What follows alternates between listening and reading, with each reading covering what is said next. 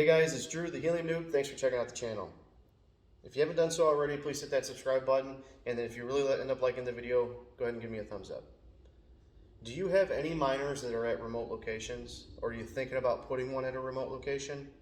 Well, today we're going to talk about a couple things real quick. And I apologize, this is kind of an impromptu video.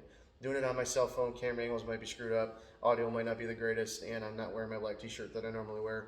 But again, it's kind of impromptu. So I just want to jump in real quick with you guys, especially those that are just getting their miners in and are trying to figure out how they're going to actually set these things up at a remote location. So let me kind of jump in here real quick. We'll preface this with a couple things, and then we'll get to work. First of all, I want you guys to understand, yes, that's my miner right there. Now, I know I just made a bunch of people mad, right? It's inside. You got the stock antenna on it. So let me tell you this, guys, this is more of a test location. So that miner was actually at a location that was with an 8 dBi antenna outside, 25 feet in the air, but it was too much of a lone wolf. I wasn't getting any activity with it. So I said, you know what, let me go put it at a different location that's closer to other miners. Again, I didn't take over any other hexes. I'm in my own hex. So, it's a good location. It's just unfortunately it's inside. And they have an HOA, so they're kind of funny, and I know that legally they can't tell you can't do it, but I don't want to push any buttons at this point. So I'll probably upgrade the antenna a little bit in the near future here, but for now, this thing is actually earning more money than one that was outside 25 feet in the air with a bigger antenna. So we're going to roll with it.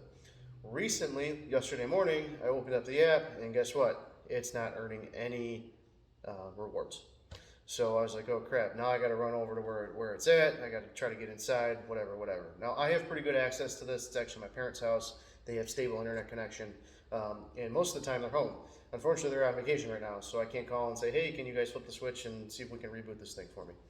So if you run into a situation where you're going to have a remote miner and you're not going to be able to get there very easily, what I suggest that you do is that you get some kind of smart power strip or smart plug. Now the plug that this is plugged into, there's no power strip surge protector on it. So what I did is I got one that would kill two birds with one stone. So it's going to be a surge protector, and then it's also going to be a smart plug basically. So I can hook it up to their Wi-Fi in their house, download the app on my phone, and I can control it from anywhere. All right, guys. So what I did again is I went out and bought one of these, smart power strips. Now I'm not going to plug any brand or anything. I don't have any affiliations or anything with any, and there's a ton of these out there.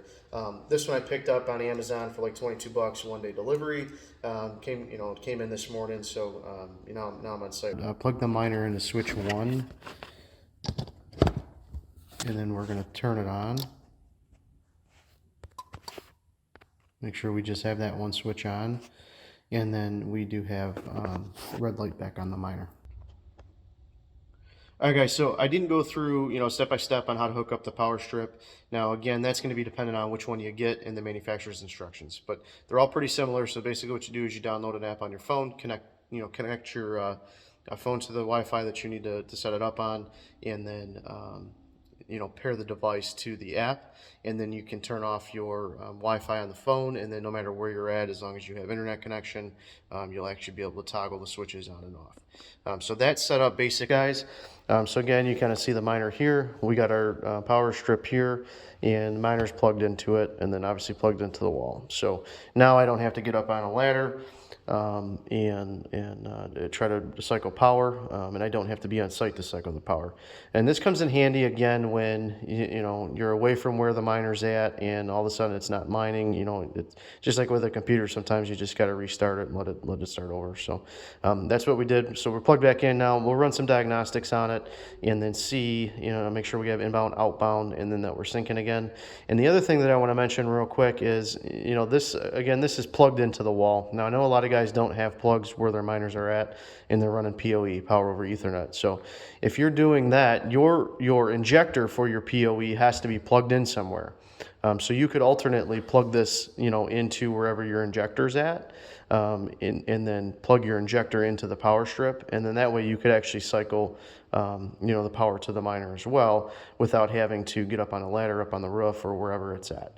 But that's just kind of a couple different ways that you can utilize these power strips to go ahead and be able to control these things remotely from the ground, whatever you want to do. All right, so we have inbound connection, outbound connection, and then also we are syncing to the blockchain again. So everything looks good here, guys. Again, if you're going to have any type of, if you're going to have any of the miners in a remote location, I highly suggest that you get one of these smart power strips. That way you can kind of control it wherever you're at.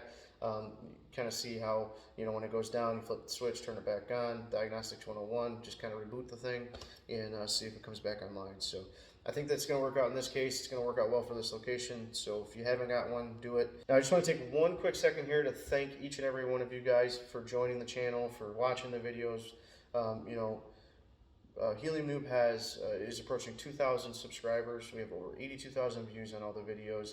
I never imagined in a million years that would happen so quick. It's been about 5 months. So there's a lot of cool things coming that I can now turn on with YouTube. We hit some milestones, so we can turn on chat and some stickers and some fun stuff that we can do with the channel. So I want to just let you guys know that I appreciate you. I appreciate the comments. Right, wrong, or indifferent, we can agree to disagree. It doesn't matter. I like the dialogue, being able to talk to people, being able to help people. If something I'm doing gives you an idea and you do something different, don't be afraid to share it with the community. That's what it's here for. That's why I started it, was because I knew a lot of people out there were going to be getting these miners.